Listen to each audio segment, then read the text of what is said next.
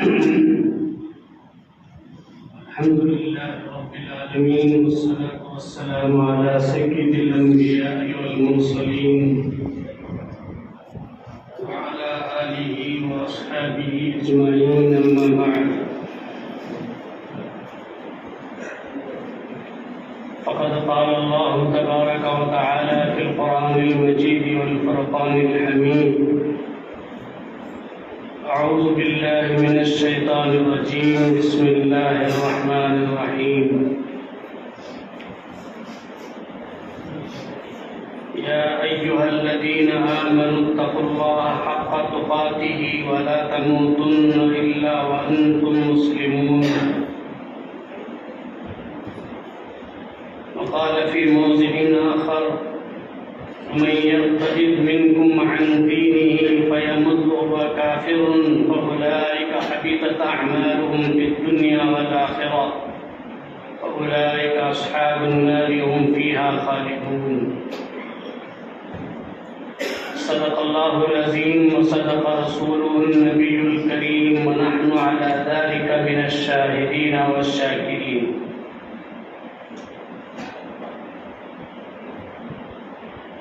محترم بزرگوں اور دوستوں، اللہ کا ہم پر بے حد اور بے حساب احسان ہے کہ اللہ تبارک و تعالیٰ نے ہمیں بغیر استحقاق کے، بغیر مانگے ایمان کی نعمت سے مالا مال فرمایا.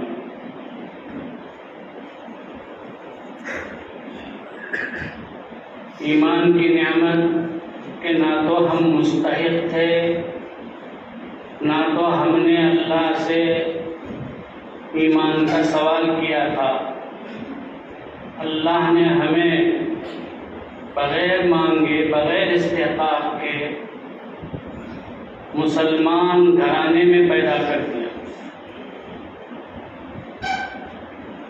ایمان کی نعمت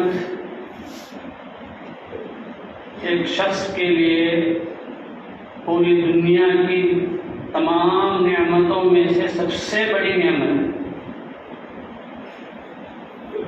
کیونکہ اسی پر آخرت کی تمام نعمتوں کا دار و مدار.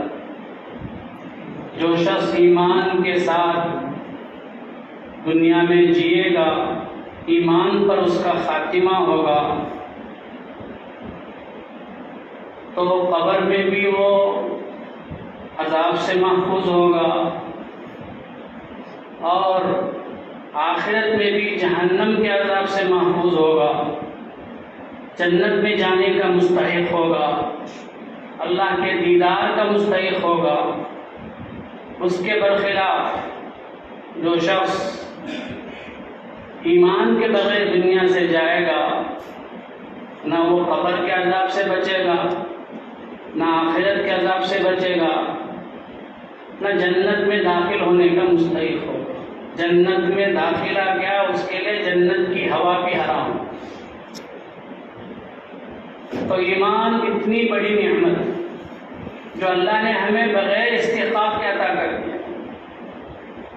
اگر اللہ ایمان عطا نہ کرے تو ہم اللہ سے نہیں لڑ سکتے جا کے، اے اللہ تو نے ہمیں ایمان کیوں نہیں دیا؟ لڑ سکتے؟ نہیں لڑ سکتے. اللہ نے بغیر استحقاق کے ہمیں ایمان کی دولت سے مالا مال کیا. اسی طرح ہم ماں کے پیٹ سے پیدا ہوتے ہیں تو ہمیں تو بولنا ہی نہیں آتا، تو تب کیا مانگتے اللہ سے کہ اللہ ہمیں ایمان عطا کرو. لیکن اللہ رب العزت نے بغیر مانگے، بغیر استحقاق کے ایمان کی دولت سے مالا مال کر دیا. ایک بچہ ہاسپٹل میں ماں کے پیٹ سے پیدا ہوتا ہے، مسلمان ماں کے پیٹ سے. اسی کے بازو والے وارڈ میں کوئی ہندو عورت ہوتی ہے، اس سے بھی بچہ پیدا ہوتا ہے. کوئی یہودی عورت ہوتی ہے، اس سے بھی بچہ پیدا ہوتا ہے. کوئی عیسائی عورت ہوتی ہے، اس سے بھی بچہ پیدا ہوتا ہے. اللہ چاہتے تو ہمیں مسلمان ماں کے پیٹ کے بجائے یہودی کے ماں کے پیٹ سے بھی پیدا کر سکتا تھا، نصرانی ماں کے پیٹ سے بھی پیدا کر سکتا تھا، مشرکہ کے پیٹ سے بھی پیدا کر سکتا تھا، لیکن اللہ نے بغیر مانگے بغیر استحقاق کے مسلمان ماں باپ کے گھر میں مسلمان ماں کے پیٹ سے ہمیں پیدا کیا۔ تو بزرگوں، اس پر ہم جتنا بھی اللہ کا شکر ادا کریں کم۔ اب ہمارے لیے ضروری ہے کہ اس ایمان کی نعمت کی مرتے دم تک حفاظت کریں، مرتے دم تک حفاظت کریں۔ آدمی کوئی بھی چیز کام کرتا ہے، اس سے اسے کوئی چیز حاصل ہو جاتی ہے آسانی سے، لیکن وہ جو حاصل ہو گئی ہے اس کی حفاظت اس کے لیے مشکل ہوتی۔ آدمی صبح سے لے کے شام تک مزدوری کرتا، شام میں مزدوری لے لیتا ہے، اب وہ مزدوری کی حفاظت مشکل ہوتی ہے۔ بہت سے جگہ دیکھا گیا ہے کہ عام طور پر صبح سے لے کے شام تک بڑی محنت کرتے ہیں، پسینے میں ڈوب کر محنت کرتے ہیں، شام میں مزدوری لے کے سیدھا شراب کی دکان میں جا کے پورے پیسے ضائع کرتے ہیں، ادھر بیوی بچے سب ہوگی۔ تو کوئی بھی چیز جب حاصل ہو جائے آسانی سے تو اس کی حفاظت جو ہے بہت ضروری ہوتی۔ تو ایمان کی دولت ہمیں حاصل ہو گئی ہے تو اس کی حفاظت اس زمانے میں بے حد ضروری ہے، چونکہ ایمان کی حفاظت بے حد ضروری ہے، اسی لیے قرآن پاک میں اللہ نے جگہ جگہ اس کی اہمیت بیان فرمائی۔ میں نے ایک آیت پڑھی، اللہ کہتے ہیں یا ایھا الذین آمنوا اتقوا اللہ حق تقاته، ایمان والو اللہ سے ڈرو جیسے اس سے ڈرنے کا حق ہے، ولا تموتن الا وانتم مسلمون، تم صرف اسلام کی حالت میں مرو۔ اسلام ایمان دونوں ایک ہی ہیں، صرف اسلام کی حالت میں، ایمان کی حالت میں مرو۔ یاد ہوگا یہ آیت نکاح کے وقت بھی پڑھی جاتی ہے، کیونکہ نکاح بھی آدھا ایمان ہے، اس سے آدمی اپنے ایمان کی حفاظت کرتا ہے۔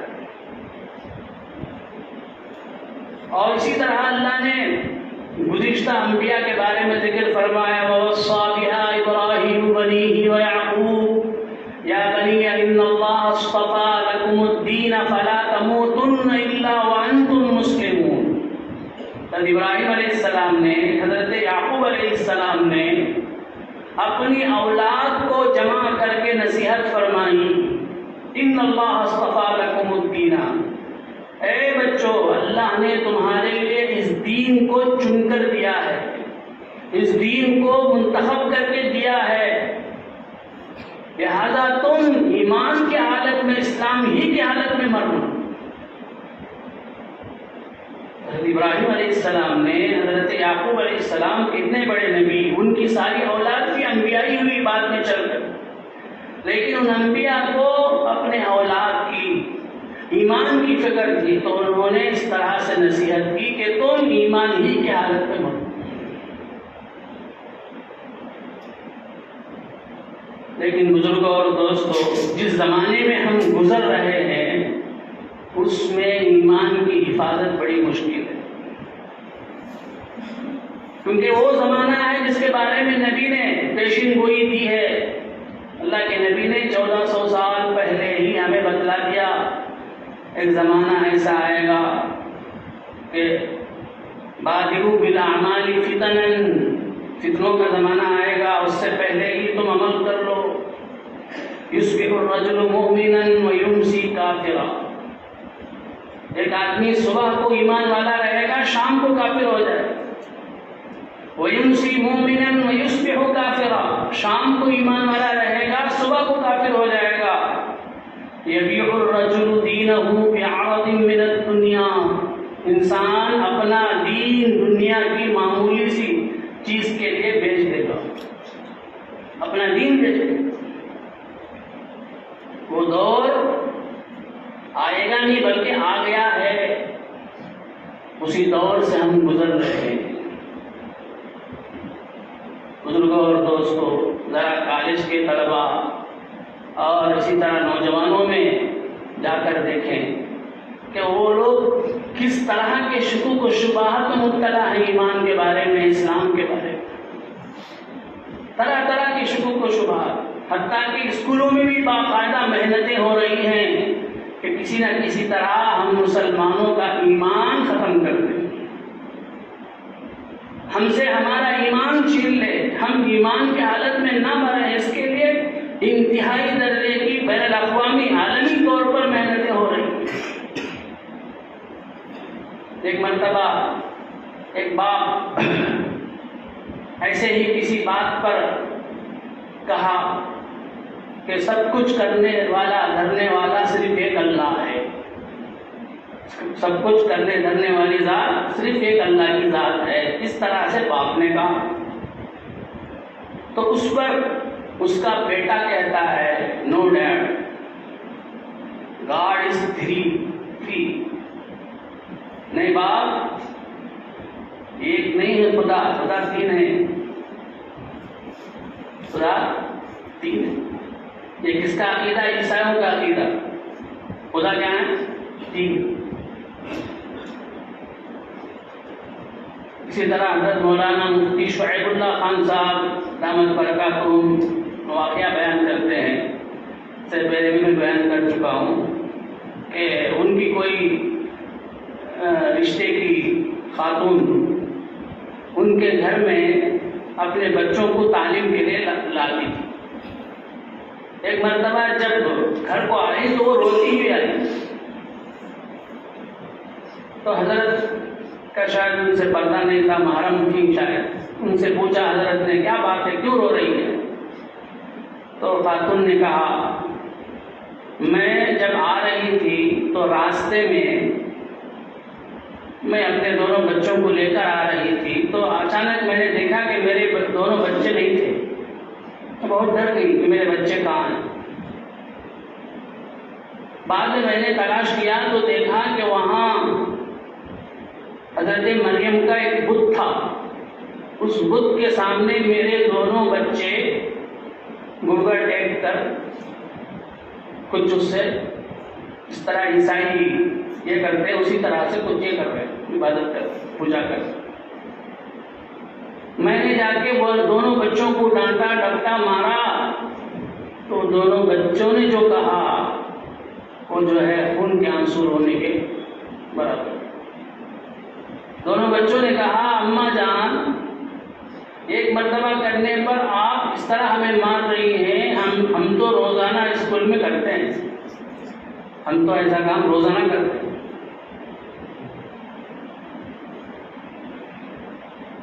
ایک مسلمان ماسٹر ابھی کا واقعہ ہے، مسلمان کالج، مسلمانوں کا ایک کالج ہے، وہاں پڑھنے والے بچے بھی اکثر مسلمان۔ تو ماسٹر کہتے ہیں میں نے ایک مرتبہ اپنے اسٹوڈنٹ سے پوچھا بتاؤ کہ ہمارے نبی کون ہیں؟ تو الحمدللہ سب بچوں نے کہا کہ ہمارے نبی محمد صلی اللہ علیہ وسلم۔ پھر میں نے سوال بدل کر پوچھا ہمارے آخری نبی کون ہے؟ تو تین کے علاوہ کسی نے بھی صحیح جواب نہیں دیا، حالانکہ ہمارا یہ عقیدہ ہونا ضروری ہے کہ آخری نبی حضرت محمد مصطفیٰ صلی اللہ علیہ وسلم ہے، آپ کے بعد کوئی نبی نہیں آنے والا ہے۔ اگر کوئی کہتا ہے میں نبی ہوں تو وہ جھوٹا ہے، یہ عقیدہ رکھنا ہر مسلمان پر لازم ہے۔ لیکن آج ہمارے مسلمان نوجوانوں کو، بچوں کو اس کا پتہ ہی نہیں۔ ایسا کیا ہے؟ غیر معمولی طریقے سے ہمارے بچوں کے ذہنوں میں شبہات ڈالا جا رہا ہے، دین سے نادانی، دین سے ناواقفیت، جہالت، جس کی وجہ سے دھیرے دھیرے ہمارے بچوں سے ایمان نکلتا جاتا ہے، ہمیں احساس ہی نہیں۔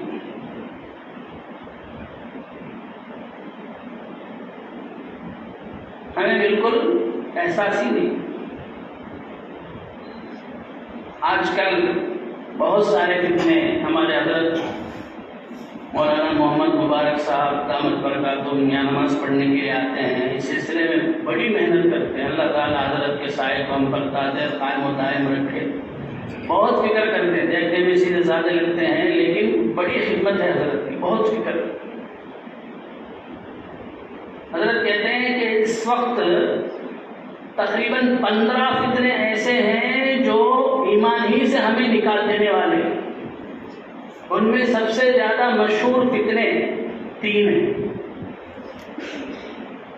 آج کل جو مشہور ہیں، وہ 3 ہیں۔ ایک تو شکیلی فتنہ، شکیل ابن حنیف، یہ مہدی ہونے کے دعوے کے راستے سے آیا، اور ایک گوہر شاہی فتنہ، یہ تصوف کے راستے سے آیا، اور ایک انجینئر مرزا محمد علی کا فتنہ، یہ صحابہ کے راستے سے آیا۔ یہ بدبخت صحابہ کو گالیاں دیتا ہے۔ تو یہ فتنے آج کل نوجوانوں میں پھیل رہے ہیں، اور ہمیں اس کا احساس بھی نہیں، خود بندے کو بھی احساس نہیں، کیونکہ معلوم ہی نہیں اسے، دین کی بنیادی باتیں معلوم ہی نہیں۔ صحابہ کے بارے میں ہمیں کیا عقیدہ رکھنا چاہیے، انبیاء کے بارے میں کیا عقیدہ رکھنا چاہیے، عیسیٰ علیہ السلام کے بارے میں کیا عقیدہ رکھنا چاہیے، اور نبی صلی اللہ علیہ وسلم کے آخری نبی ہونے ہیں یا نہیں، اس بارے میں کیا عقیدہ رکھنا چاہیے، اس کا پتہ ہی نہیں۔ اس کی وجہ سے بزرگوں اور دوستوں، آج کل حالات یہ ہیں کہ باپ تو ماشاءاللہ پہلے سب کا پابند ہے، پہلے سب کا جماعت میں جاتا ہے، 40 دن سب لگاتا ہے، لیکن دوسری طرف بیٹا دیکھے تو یہ حالت میں ایسے کچھ بھی اس کی خبر ہی نہیں۔ تو اس زمانے میں بے حد ضروری ہے کہ پہلے ہم اپنے ایمان کی حفاظت کریں، اور اس کے ساتھ ساتھ اپنے گھر والوں کی ایمان کی حفاظت کریں، اپنے بچوں کی ایمان کی حفاظت۔ اللہ کے نبی نے کہہ دیا کہ قیامت کی نشانیوں میں سے ایک نشانی ہے۔ تو اس وقت سب سے بڑی ضرورت یہ ہے کہ ہم اپنے ایمان کی حفاظت کریں۔ اور صحابہ کے بارے میں، حالانکہ صحابہ ہم تک دین کے پہنچنے کا ایک واسطہ ہے، ذریعہ ہے۔ اب یہ مسلمان دشمن یہ چاہتے ہیں کہ اس واسطے ہی کو داغدار کر دے، تو پھر دین ہی ہمارا کیا ہو جائے گا، ناقص ہو جائے گا۔ اس لیے لوگ شیاطین کیا کرتے ہیں، صحابہ کے اوپر حملہ کرتے ہیں کہ صحابہ سے غلطیاں ہوئی، صحابہ نے ایسا کیا، صحابہ نے ویسا کیا۔ اب یہ کہہ کر جو ہے جو واسطہ ہے ہم تک دین کے پہنچنے کا، اس واسطے ہی کو داغدار کرتے ہیں، اور اس کو ناقص بتا کے ہمارے دین ہی کو ناقص بتانا چاہتے ہیں۔ انشاءاللہ صحابہ کی کیا عظمت ہے، صحابہ کا قرآن و حدیث کی نظر میں کیا مقام و مرتبہ ہے، اس بارے میں انشاءاللہ آئندہ دنوں میں آپ کے سامنے باتیں بیان کی جائیں گی۔ سب سے درخواست ہے کہ جو ہے شریک ہونے کی کوشش کریں، اور اس سلسلے میں فکر کریں، دیکھیں، سوچیں کہ ہمارا حال کیا ہے، ہمارے گھر والوں کا حال کیا ہے، بچوں کا حال کیا ہے، عقیدے کیسے ہیں، اس بارے میں ہمیں اپنے عقیدے کی حفاظت کرنا بے حد ضروری ہے۔ اللہ تبارک و تعالیٰ مجھے بھی آپ کو بھی ایمان پر خاتمہ نصیب فرمائے، پوری امت مسلمہ کی ایمان کی حفاظت فرمائے۔ آمین۔ وآخر دعوانا الحمدللہ۔